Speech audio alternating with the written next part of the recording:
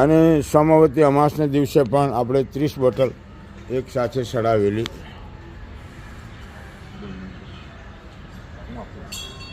Om Nilanjan समाभासम रविपुत्रम यमाग्रजम छायाम हाखंड संभूतम तन्नमामि शनिश्चरम.